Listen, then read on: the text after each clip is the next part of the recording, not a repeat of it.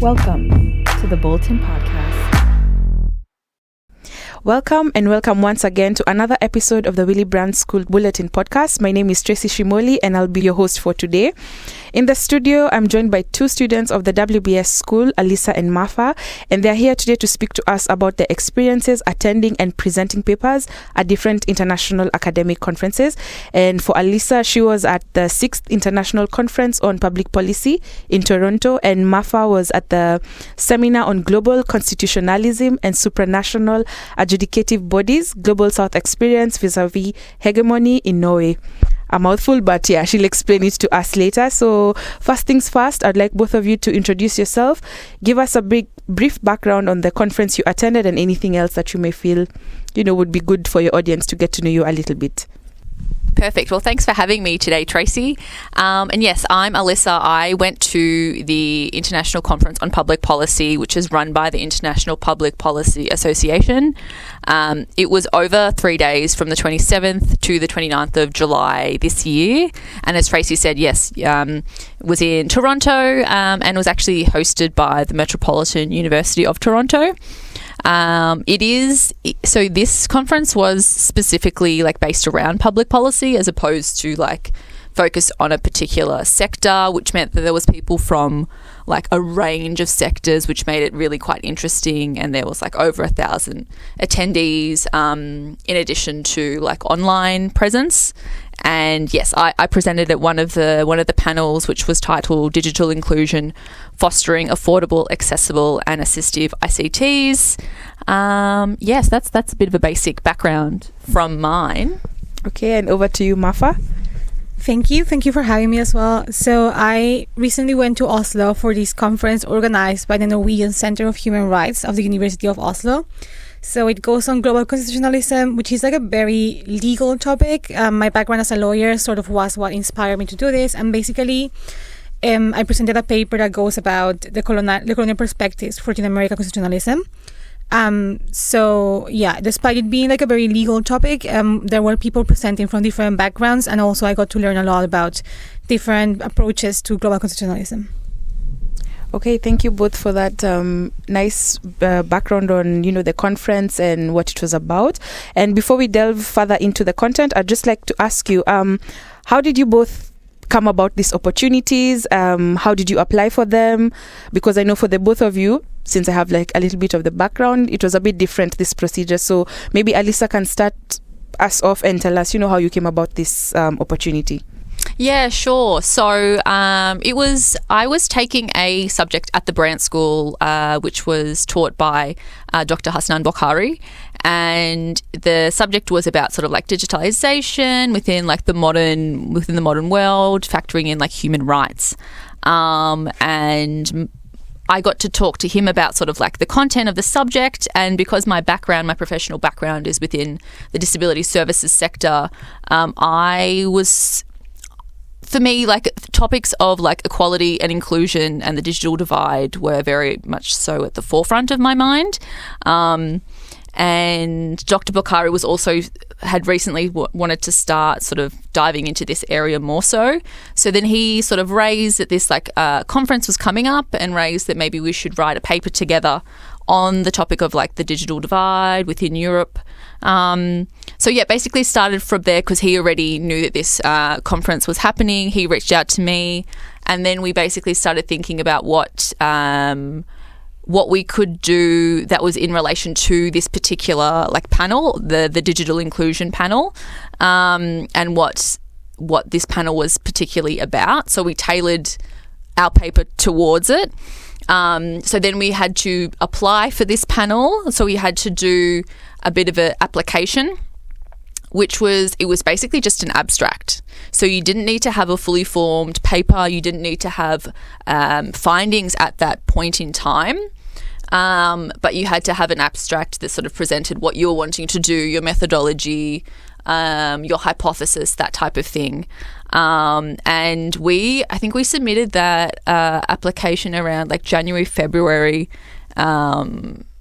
in preparation for the conference, which was in July. So you did have to be quite well prepared in advance.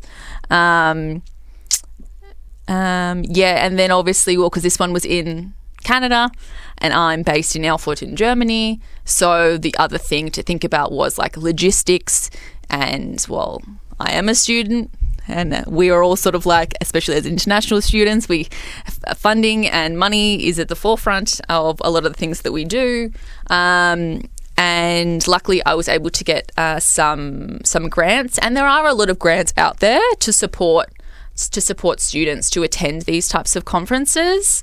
So that's one thing that I would recommend everybody doing, is to sort of like keep an eye out for that, to see like what is there available. Me in particular, I was lucky enough to get 2 different grants, one from the Thuringian Competence Network for Gender Equality, as well as the International Office at the University of Erfurt. So basically like, well, each conference has their own structure in regards to applications, so you need to keep that in mind. And then just in regards to your own personal planning, see what opportunities are available for you in that respect. Okay, thank you, Alyssa. And Mafa, how was the application process like for you as well?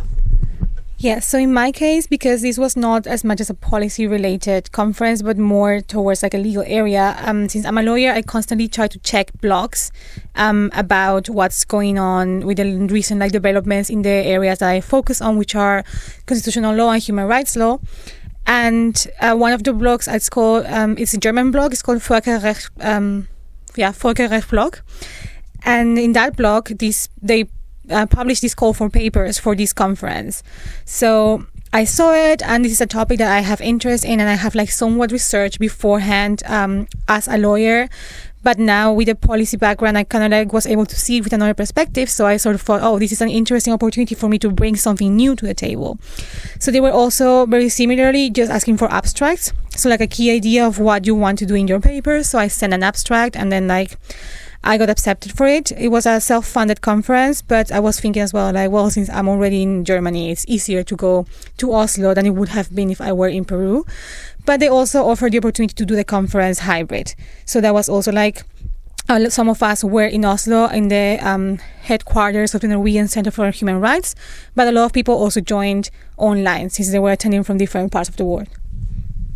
Okay, I find both of you have said very interesting in terms especially of funding. We have Alyssa, on the one hand, you are able to get these grants within the school and also from the Thuringian government, and Mafa was able to do this self-funded, but like she said, there's also opportunities for hybrid, so it's not as limiting as maybe when we talk about this, because it can sound like this huge mountain, but it's also very doable depending on your conditions. And also it was interesting how you found out about them. On one hand, you have the networks with your professor. These are people you're in contact with every time. And for Mafa, it's the reading, the blog. So these are really good insights for people who may be interested in that. But moving on from that, you've now been accepted to the conference and you're getting ready to attend the conference. And you're at the conference. So I'd like to ask, how exactly do they work in terms of the structure? You mentioned something about panels. Could you just give us a brief explanation on how exactly the structure looks like? So Alyssa, take us away. So, prior to moving to Germany in my professional era, before I moved into policy, I had attended some more sector-specific conferences. Never presented at them, but I attended them. But with this one, because it was much more like policy-focused and academic, I didn't really know what I was walking into, to be honest. I was a little bit nervous, especially as still a policy student doing my master's degree. I was a little bit nervous that I wouldn't have enough knowledge to really understand what these researchers and academics are talking about. So that I was nervous walking into it because I didn't really know what it was going to be like. But then on the first day, it really, immediately I felt really relaxed because it's a very relaxed environment. I got to see that it's actually very supportive. Everybody's presenting their different research projects and different papers, and all the other researchers and academics are wanting to give good and relevant feedback on what you're doing. And it's not to tear you down or anything. It's purely just based on your project and on your research to improve it. So luckily, I quickly felt like quite comfortable and relaxed and could get a lot from the conference, which was really good. But in terms of how like the conference actually worked, so across the 3 days, there was like one plenary session every day, which like everybody attended at the same time. So there was like the 1,000 people there in the big hall, and they would have like 3 or 4 like very senior academics talking about a particular relevant topic. And then the rest of the day, there would be like 3, I suppose, sections in the day to attend like these smaller panels. And that's what I presented at, one of the smaller panels, which was more targeted to like a particular topic. And mine was like digital inclusion. So yeah, each day there was one plenary and then like 3 smaller panels. Okay, and how about you, Mafa? How was the structure? Well, the structure was just 2 days of conference, and it was just like the presentation of the papers. So the papers were grouped according to the main topic. So it was like, for example, my paper was in the topic of Inter-American System of Human Rights, since I tackled specifically Latin America and how the Inter-American Court reacts to global constitutionalism. And yeah, it was just like, unlike Alyssa's conference, it did not have like smaller specialized panels. It was just like a huge, like all in all conference. So that was very interesting. And I shared the feeling of like at the beginning, like feeling a little bit nervous or a little bit intimidated, because it was like, oh, everybody here is like an academic with like a lot of research years and stuff. And I'm just like new to the area. But everybody was very nice, and you get a lot of feedback, both like positive like feedback and also like constructive criticism. So you get to also work on your idea and on your paper to make it better. Okay, I'm happy that for the both of you, imposter syndrome didn't win, and that you were able to actually go there and share your research, which I think is very important for the work and the fields that you do. And just to, move along that line, I want us to talk a little bit about the content of what you were presenting. For Mafa, she's into law, and for you, it was about digitalization and disability rights. So for this next section, I just want you to explain for us what was your topic and how did it tie to like the grand theme of the conference that you attended? Mm-hmm. So the paper that Dr. Caparó and I were working on was titled Bridging the Digital Divide for People with Disabilities, a Comparative Analysis of EU Member States Policies.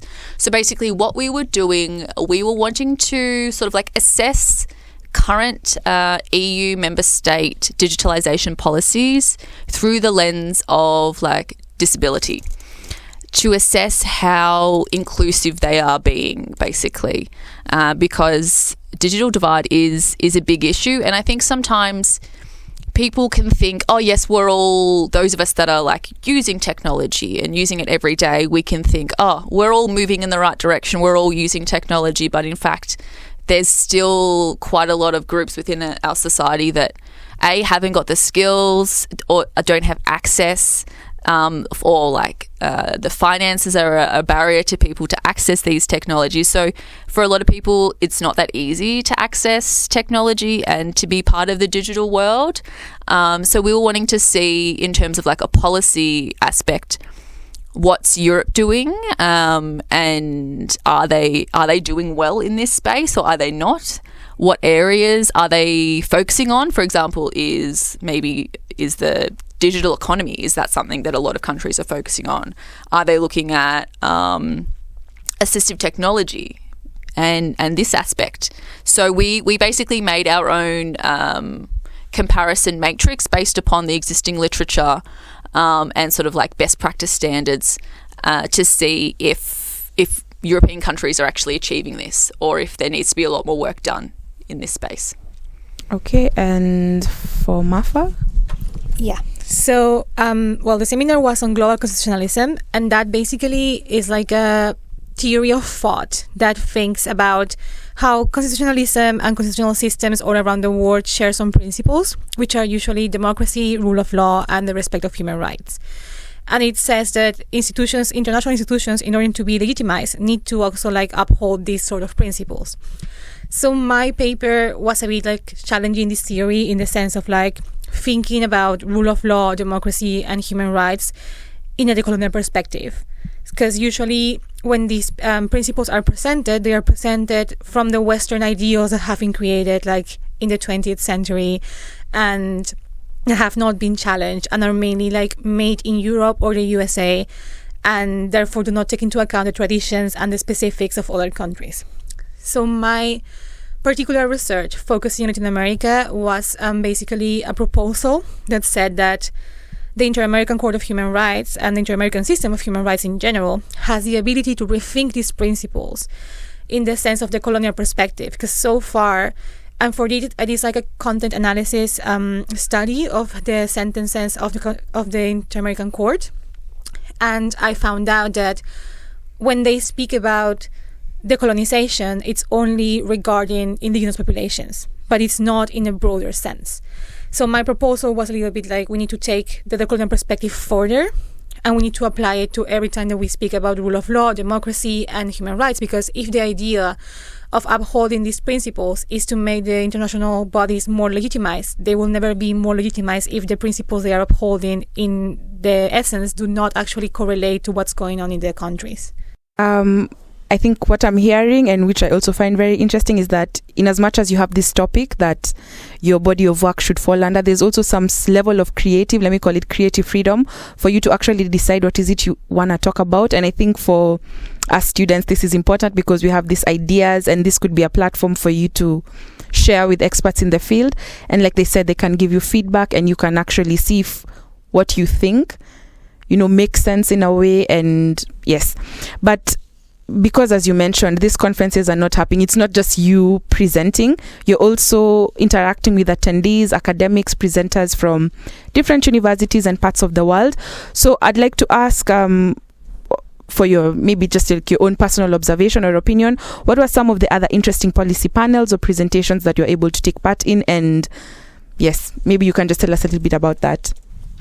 So at the International Conference on Public Policy that I attended, there was so many different panels, and it was quite difficult to actually choose like which one I wanted to go and listen to. They ranged from like policy design, wicked problems, and social identities within policy. And one in particular that I took a lot from was transformative policy research panel. And so transformative policy is basically, it's breaking down the dominant policy approaches and trying to see the roots of them. So a lot of the dominant policy approaches are very like Western, like neo-colonial ideas, but this transformative like paradigm tries to break this down and see like what's the power structure that's happening here, how can we like rectify this so it is more like equal and balanced. And this transformative like paradigm focuses a lot more on like people and lived experience, and like that's what I enjoy within policy. Like that's why I want to study policy, is like to have more of like a social aspect, and so that our policies can actually have like a good impact on our communities. I feel like that's what we need to be looking at for like policy. What is this actually going to be having? What impact is this going to be having like on the people that we are trying to make these policies for? So I found this really interesting, and they applied this transformative paradigm to like environmental policy, like business sustainability, as well as disability policy. So to me, that was really interesting, and something that I'd never really heard about before, or like hadn't really thought about much. So that really opened up a whole new avenue for me to like learn more about and read more about. Over to Mafa. All right, so I think for me, the most interesting thing was that there were people all over the world presenting the papers. And as someone who studied law in South America, I do have like a somewhat of a background in like universal human rights law, inter-American human rights law, and European human rights law. But when it comes to like African human rights law or what goes out in the ASEAN, so I do know these communities exist, but I don't necessarily know what goes on in them. So like haven't heard like papers about, for example, how currently the African Court of Human Rights is doing, and how like for example other tribunals, sub-regional tribunals are doing, or how human rights law is seen and global constitutionalism is seen in the ASEAN community. It's also very interesting because it broadened my perspectives. So I really like that exchange, because especially it was like very international. And it was also like very focused, like, again, in the sort of like Southern perspective, or like the so-called global South perspective of how hegemony and global constitutionalism is working nowadays. Okay, thank you for that. And both of you have talked about, like, now you have new perspectives, you've discovered new things. Alyssa, you've talked about learning on transformative paradigms, and for Mafa, it's learning how other law or court systems in Asian countries, for example, or African countries work. So just to, add on to that, what are some of the key takeaways, for example, that you've gotten from this experience, not only in terms of the content, as you have explained, to some extent on that in the previous question, but also in terms of just putting yourself out there, trying something new, or, talking about the nerves and the imposter syndrome. Yeah. Like, what are your key takeaways and learnings from this whole experience? Alyssa? So I think for me, by the end of it, I was so glad that I took up this opportunity and did decide to go there in person, because I found that I knew more than I thought I did about policy, which was nice to know.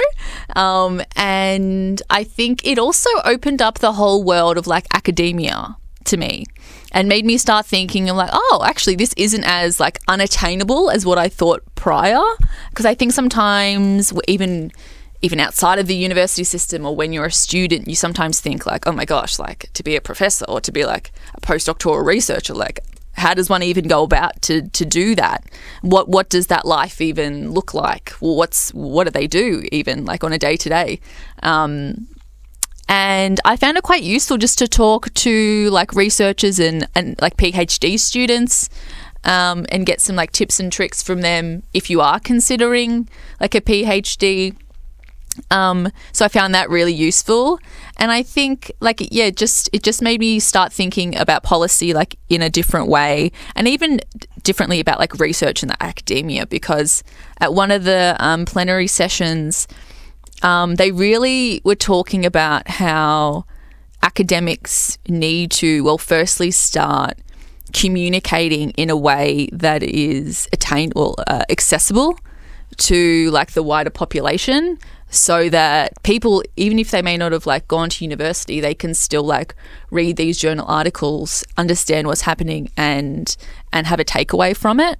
So I think for me, just even like thinking about like communication within like academia, and how I think academics also need to be a little bit more proactive about like reaching out to the community and like communicating their findings to the community, so that the community can actually get a benefit from all of this research that is occurring, because there's so much amazing research that's out there and that can be useful, but it is just not being made like accessible to the community. So I think ultimately one was to sort of see what academia is like, and if one does want to go down that route, you sort of know how you can start doing that, how you can start taking those first steps.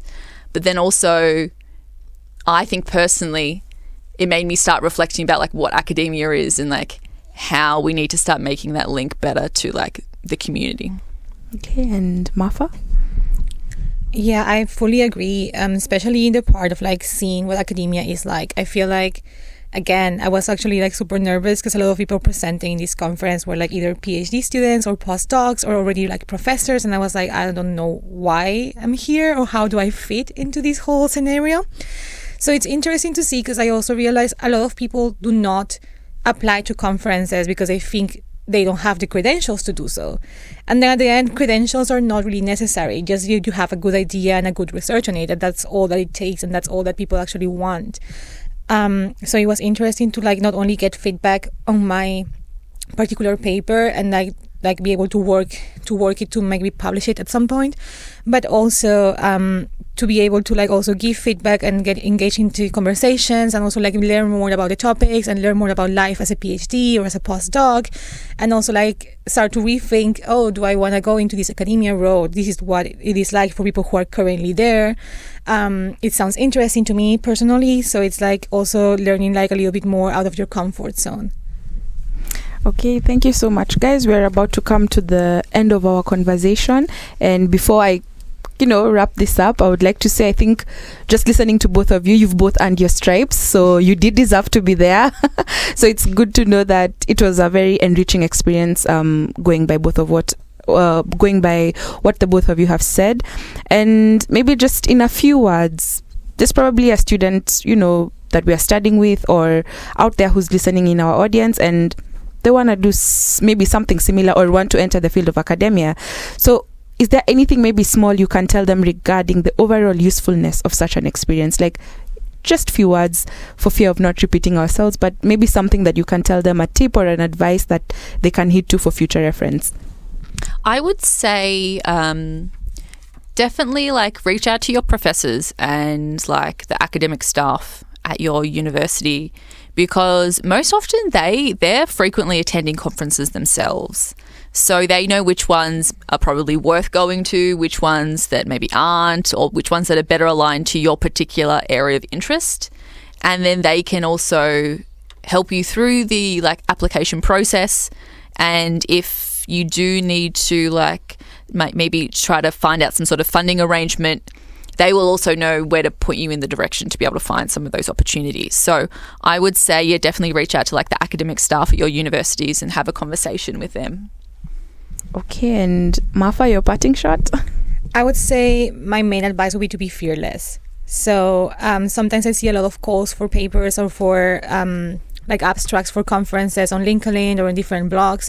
So I think it's important to just follow pages that talk about matters that are important to you and that you want to research on or you already have research on, and just launch yourself towards an application. The worst thing that can happen is that they say no. Yes, I like that last sentence. The worst thing they can do is just say no. So for all our listeners, be fearless, network, talk to your professors, and basically just believe in yourself, because it's possible, as we've seen from the two ladies in studio today. And with that, we've come to the end of our session. And once again, I'd really like to appreciate Alyssa and Mafa for, taking out your time to join us, sharing your experiences. And it's our hope that whoever is listening, this can act as a good base or a push for them or other students or non-students, who knows, who are interested in doing similar or applying for similar opportunities. That said, I'd also like to thank our listeners for tuning in, and we look forward to having you on the next episode of the Willy Brandt School Bulletin Podcast. I've been your host, Tracy Shimoli, and see you next time.